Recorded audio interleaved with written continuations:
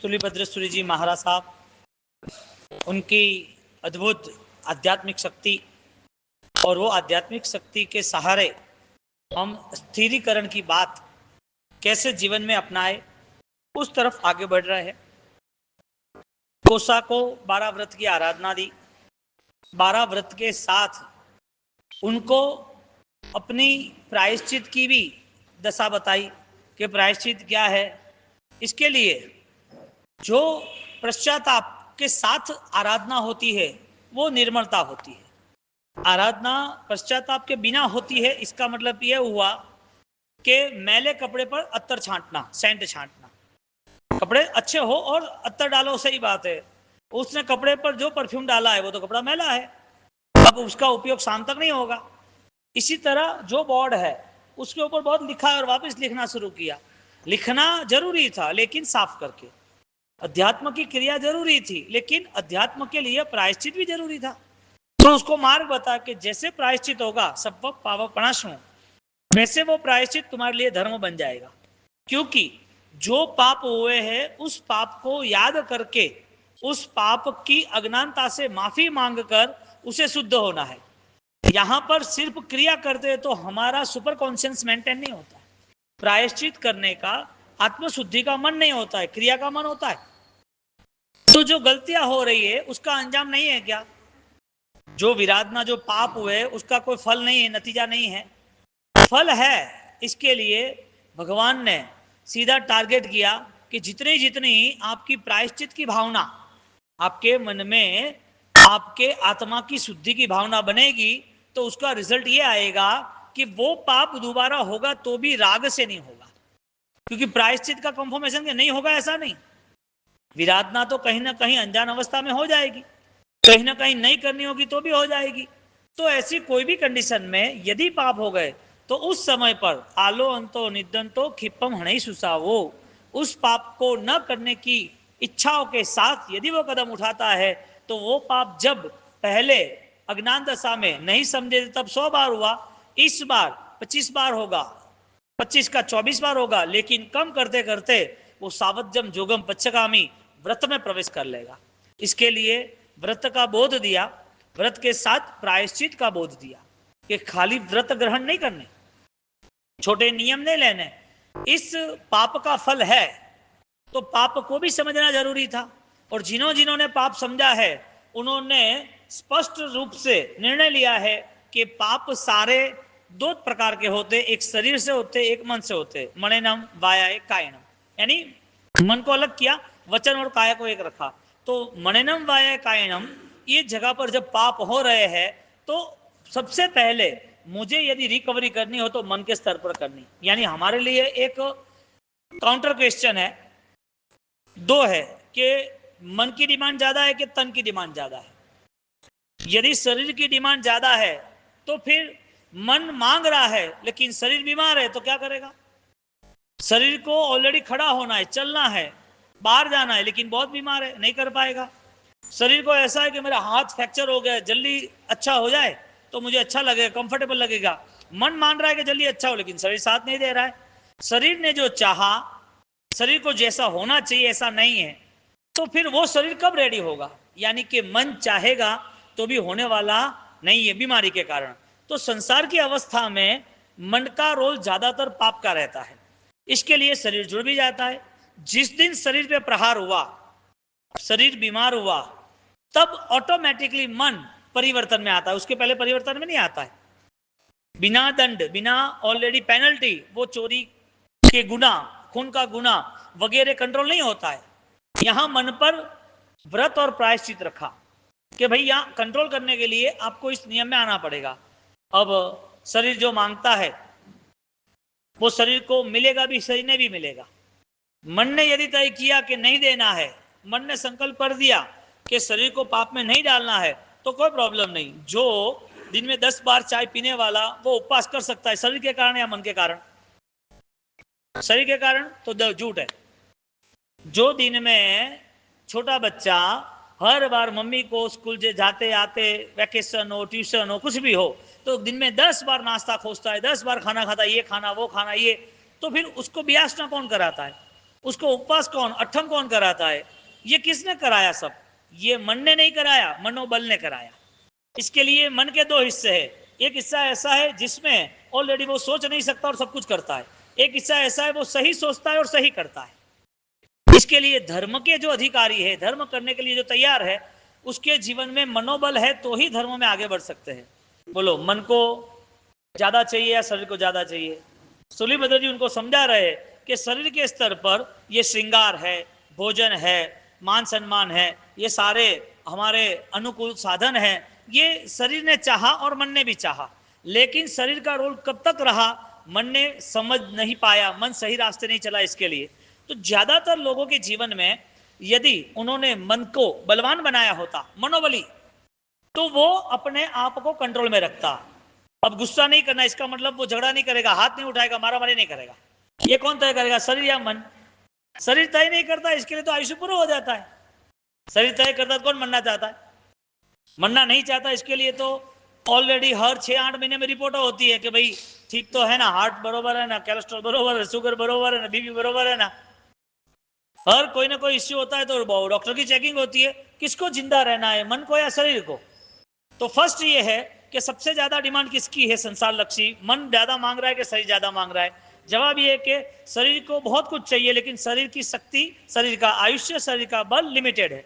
मन चाहता तो बहुत है, लेकिन पुण्य के अभाव में मिलता नहीं।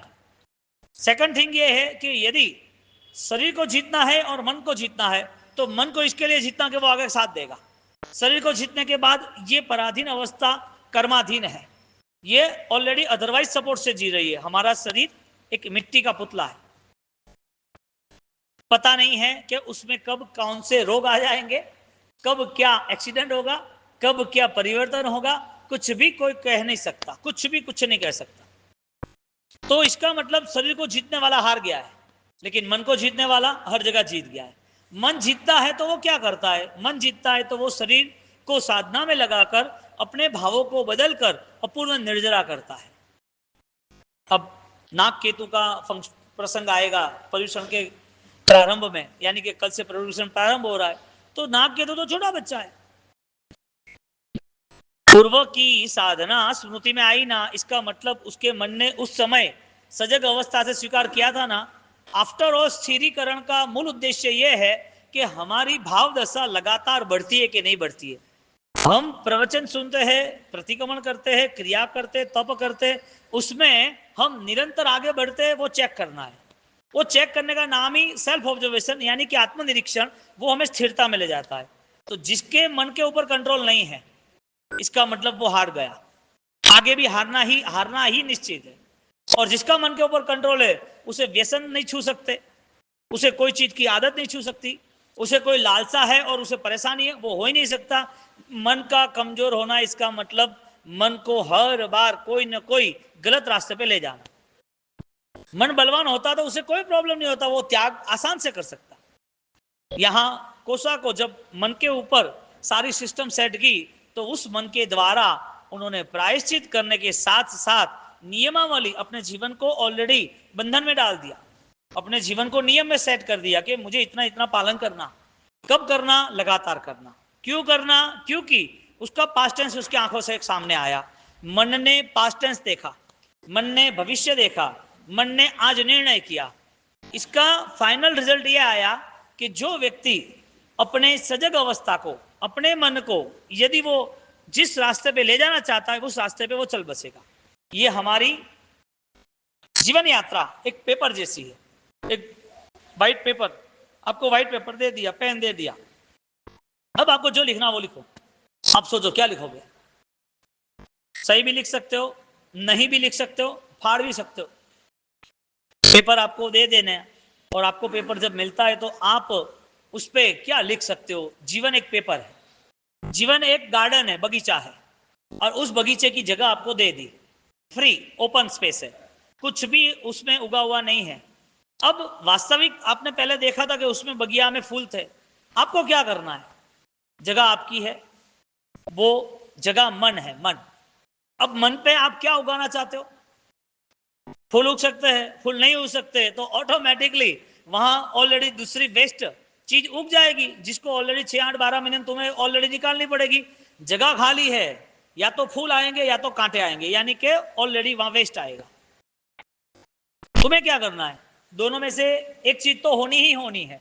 पुरुषार्थ करेंगे तो फुल का करेंगे, नहीं करेंगे पुरुषार्थ तो अनकॉन्शियस माइंड जो नहीं सोच सकता, जो निर्णय नहीं ले सकता, उसकी जिंदगी उजड़ जाएगी, उसकी ये जीवन व्यवस्था पूरी कमजोर हो जाएगी। तो मन का जो अवसर मिला है, मन के साथ जो निमित्त मिले हैं, प्रयत्न करते हैं हम कि हमारे मन को खुशबूदार, महकदार गुलाब की तरह हम मनोहर कैसे बना सकते हैं। अब यहां जब कोसा पास्ट को देखती है तो तय करती है कि अब ये पाप नहीं होने चाहिए। धर्म समझदारी के स्तर पर विकसित होता है, क्रिया के स्तर पर जिसने धर्म सम्मान लिया उसके जीवन में भयंकर दोष रहेंगे। अपनी आत्मा को, अंतरात्मा को सात्विक बनाने के लिए, शुद्ध बनाने के लिए उसने रास्ता नहीं चुना है, क्योंकि उसका टारगेट ही इतना है।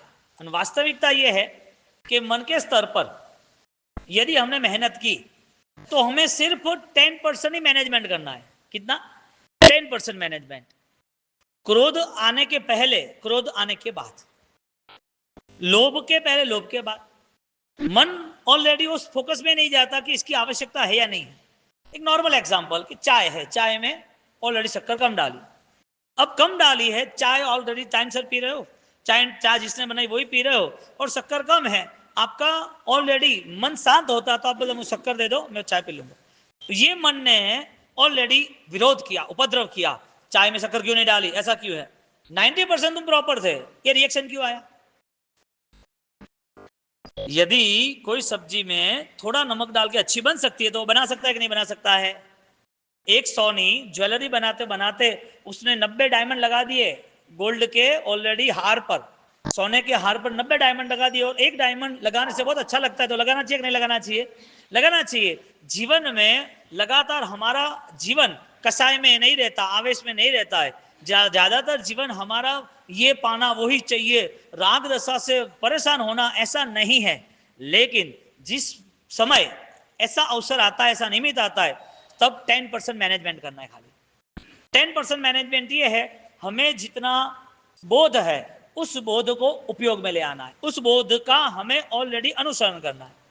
अब बोध मिलता है, ऐसी बहुत सारी जगह है, जो कोई फंक्शन हो तो वहां भी भगवंत समझाते, कोई एंकरिंग समझाते, प्रवचन हो तो समझाते हैं। हाँ, तो ये सारी अवस्थाएं बोध की है। तो बोध जो पा रहे हैं वो किसके लिए पा रहे हैं, शरीर के लिए क्या मन लिए, वापिस वही बात आएगी। कान ने सुना या हृदय ने सुना, भोजन शरीर को चाहिए कि मन को चाहिए, ऐसा शरीर को, सोना शरीर को चाहिए कि मन को चाहिए।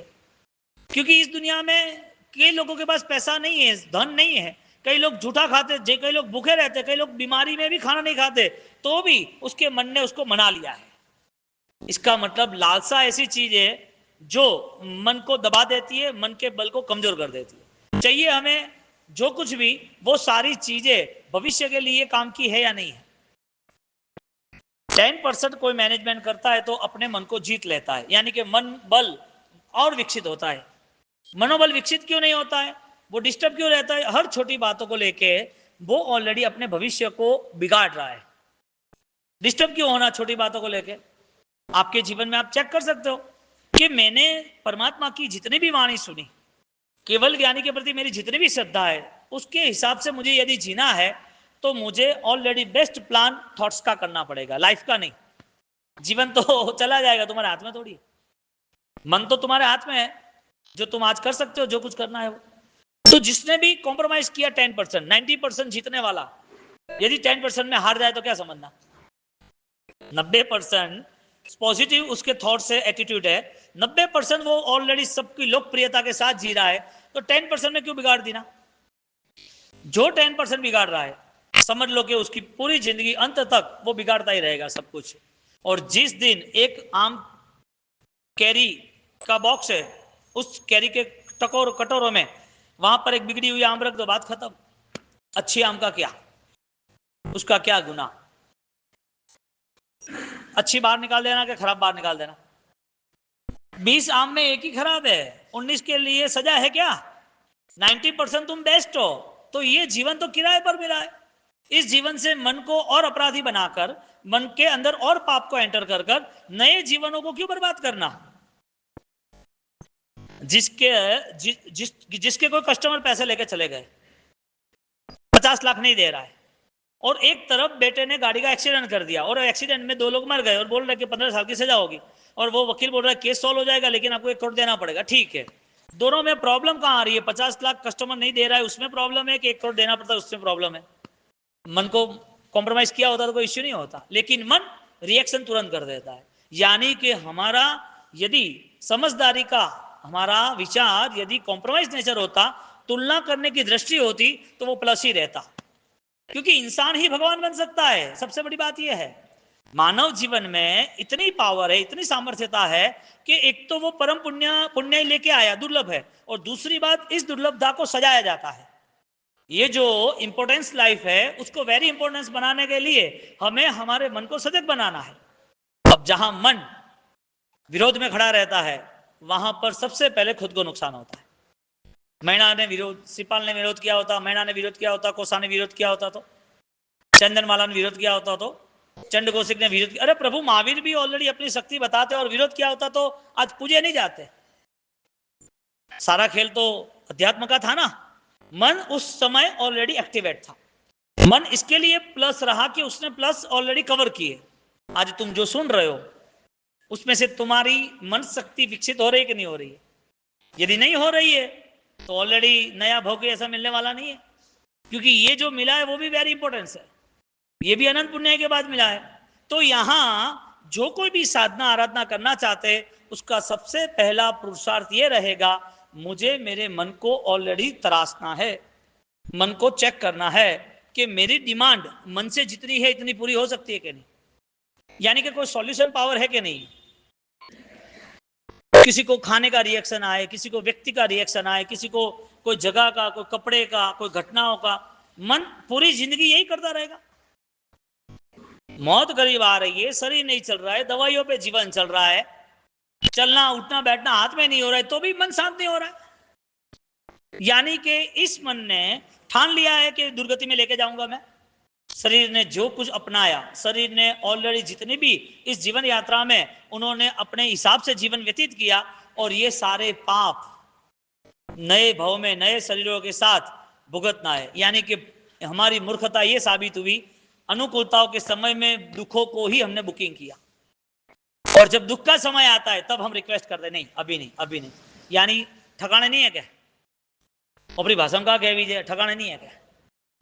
समझदार व्यक्ति आज अनुकूलता मिली है तो वो क्या करना चाहिए? पाप करना चाहिए कि पाप त्याग करना चाहिए? मैं धर्म करने की बात नहीं कर रहा हूं, भगवान भी धर्म की क्रिया की बात नहीं कर रहे हैं। भगवान इतना कर रहे हैं कि ज्ञानाचार में तेरा रस कितना है, समझदारी में तू कितना आगे बढ़ सकता है। अपने आप को बदलना ही है तो तेरे पास कौन सा ऐसा निमित्त है, अवसर है कि तू आज संकल्प के साथ मजबूत निर्णय ले सकता है। कोसा ने लिया ना। हमें ये स्थिरीकरण लाना है, इसके लिए विषय पे हम चर्चा कर रहे हैं। और बहुत कम ऐसे भाग्यशाली पुण्यशाली रहेंगे जो आज एक छोटा कदम भी अपनाएंगे। नहीं अपनाने वाले के लिए तो 10 साल तक भी ऐसी कंडीशन हो तो भी कोई काम की नहीं। 10 साल तक भी उनके लिए कितने भी वांचना, कितना भी स्वाध्याय, कितने भी अच्छे निमित्त मिले, उसे करना ही नहीं है। उपादान की शुद्धि उसके लिए कुछ मायने नहीं रखती। परिवर्तन के लिए वो अग्रिम आगे नहीं बढ़ता है, उसके लिए भगवान भी काम नहीं करेंगे। अभी ये प्रतिमा जी, गौड़ी जी के पास प्राचीन हो, या फिर अंतरिक्ष जी दादा प्राचीन हो, या शंखेश्वर के दादा प्राचीन हो, कितने भी प्राचीन प्रतिमा मिले, उसके लिए भगवान जैसी कोई बात नहीं है। क्योंकि जैसे जैसे वो परमात्मा की पहचान करता है तो वो परमात्मा के बोध से परिचित होता है, मूर्ति से परिचित नहीं होता है, वो मंदिर से परिचित नहीं होता है, वो लोगों को नहीं देख रहा है, वो धर्म से परिचित होकर वो धर्म के द्वारा सब व्यवहार तैयार करता है। अब जहां पर 18 पापों का फल पता नहीं है, दुग्गई निबद्धनाइम 18 से पाव ठाणाई, जहां 18 पाप का फल पता नहीं है, वहां वो नौकर से कह रहा है कि सब पाप अपनाश में, नौकर से बोल रहा है मेरा पाप सही होना चाहिए। जहां वो पाप का नतीजा बहुत सारे लोग भुगत रहे वो दिख रहा है, तो भी उसका मन तैयार नहीं हो रहा है कि ये पाप ऑलरेडी मेरे जीवन में था, पहले मैं भुगत के आया हूं, वो सजाएं सारी ऑलरेडी मुझे याद रखनी चाहिए, इसके लिए भी मुझे बदलना चाहिए। वो भी मन नहीं बन रहा है। अब वो जीवन में 20 साल, 30 साल, 50 साल, 500 साल भी उसे मिल जाए, 50 करोड़ से 1000 करोड़ भी मिल जाए, 500 करोड़ भी मिल जाए, करना क्या? जैन दर्शन उसको ऊंचाई पे लेके जा रहा है। जैन दर्शन उसे विशिष्टता बता रहा है। क्यों बता रहा है? क्योंकि तू योग्य है, तेरे लिए ही ऑलरेडी ये सारी व्यवस्था है। तू यहां नहीं बैठता, तेरा अन्य जन्म होता तो, तेरा अन्य जन्म होता तो तुझे देवगुरु पता नहीं चलता। तेरा अन्य जन्म होता तो तुझे पर्युषण में ऑलरेडी तू मांसाहार भी करता, भयंकर विराधना भी करता। तुझे क्या लेना देना? पाप पाप है ऐसी समझदारी बहुत सारे नियम में लाता है उसको। पाप का नतीजा जो है वो संसार परिभ्रमण है और भयंकर दुखों की यातना है। मुझे उस समझदारी के साथ मुझे विराधना नहीं करनी, कोई जीव को दुख नहीं देना, आत्मकल्याण के कारण वो पचखान में रहता है। अब जहां पर ये बार बार सुनने के बाद भी हमारी समझ यानी हमारा बोध हमें कहां ले जा रहा है पता ही नहीं चले, उसके लिए कितनी बार सुनना, कितनी बार सिखाओगे? फर्स्ट सेकंड थर्ड के बच्चों को एबीसीडी से कहते, कितनी बार? एक छोटा बच्चा फर्स्ट में आया, सेकंड में आया, थर्ड में, फोर्थ में, कितनी बार सीखना कि एबीसीडी है? कितनी बार सिखाना?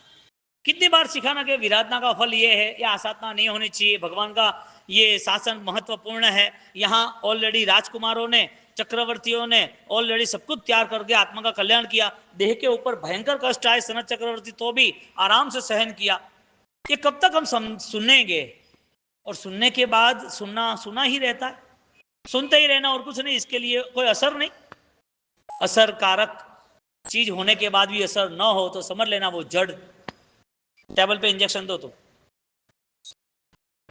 कोई रिएक्शन आएगा? टेबल पे इंजेक्शन, पत्थर पे इंजेक्शन, ये स्टील पे इंजेक्शन, तीक्ष्ण है इंजेक्शन, कॉस्टली है, लाखों रुपए का है, और अच्छा स्पेशल डॉक्टर है वो दे रहा है। किसको? जो निर्जीव है, जो जड़ है उसको, जो अजीब है। पत्थर में मूवमेंट नहीं है, टेबल में मूवमेंट नहीं है, स्टील में मूवमेंट नहीं है, ये सारे जड़ पदार्थ है। यानी कि रिजल्ट ये आया कि चेंजेस किस में नहीं आता है, रिएक्शन किसको नहीं आता है, असर किसको नहीं होती है? जो सोचने के लिए तैयार ना, यानी कि जीव नहीं है। हमारे में जीव है तो इसका मतलब चेतना जागृत होनी, वो जीव। बाकी तो संसार तो आज है, वापिस आगे बढ़ता रहेगा। संसार में कोई रुकना थोड़ी है। संसार प्रकृति का नियम है, वो खिलता रहता है, वो आगे बढ़ता रहता है, रुकता है ही नहीं संसार। हमें यहाँ पर अल्प समय के लिए यदि कर्मों ने आने का, कर्मों ने यहाँ रखने का तय किया है, तो अल्प समय को और बलवान बनाना जरूरी है। जीवन में बहुत सारी चीजों से निवृत्ति होनी जरूरी है। पापकारी जो भी चीज है उसके पचखान लेके उससे दूर होना जरूरी है। हम दूर नहीं होंगे तो भगवान भी आकर दूर नहीं करा सकेंगे, यानी हमारा तो काम ही नहीं मारा साहब का तो, क्योंकि मन ने वो ठान लिया है ना कि हम तो ऐसा ही करना, ऐसा ही करना। जिंदगी के कई साल चले जाए और उसमें वो 1 इंच भी अध्यात्म में आगे न बढ़ सके और क्रिया में बेसुमार आगे बढ़ते जाए। क्रिया ने उसे न शांति दी, न समाधि दी, न पवित्रता दी, न शुद्धि दी। क्रिया द्वारा कुछ नहीं मिला तो भी भाव धर्म में प्रवेश नहीं करना है। क्रिया बदलनी थोड़ी है, 48 मिनट का सामयिक वही रहेगा, पर्युषण के 8 प्रतिक्रमण वही रहेंगे, अष्टप्रकारी पूजा है तो द्रव्य वही रहेगा, क्रिया नहीं बदलनी है। जो दोष लेके हम चल रहे हैं उस दोषों का निवारण करना है। संसार में कोई प्रॉब्लम आई और उसका कोई निवारण बता दे तो हम तैयार हैं। शरीर में कोई प्रॉब्लम आया, कोई डॉक्टर बोले कि ये न्यूरोसर्जन है, उसको नस बताओ तो रेडी हो जाएगा, तो सीधा यहाँ से चले जाते हैं और वो बोलते हैं कि अमेरिका रिपोर्ट भेजना पड़ेगा, आपकी कैपेसिटी, अरे फुल कैपेसिटी तुम मुझे देने भाई, यहाँ परेशानी बहुत है, क्या ले 50 लाख और रिपोर्ट चेक करो, डॉक्टर आता है तो बुला लो, रेडी हो जाएंगे ना, हो जाएंगे। एक शारीरिक दुख का, संसार के दुख का निवारण करने के लिए हम अलर्ट हो जाते हैं, और इधर जब हमारे मन को हमें तराशना है तब हमारी ऑलरेडी तैयारी 1 इंच भी ना हो। थोड़ा तो ट्राई करें कि मुझे ये मन को बदलना है, कुछ तो हम एक कदम आगे बढ़े कि ये जिंदगी अब ऐसी तो नहीं जिएंगे। ये करने वाला भाग्यशाली स्थिरीकरण वाला जीव है। ऐसी स्थिरीकरण की आराधना जिन्होंने भी की है उसका कल्याण निश्चित हुआ है। ऐसे स्थूलीभद्र जी महाराजा वो अब यहाँ से विदा ले रहे हैं।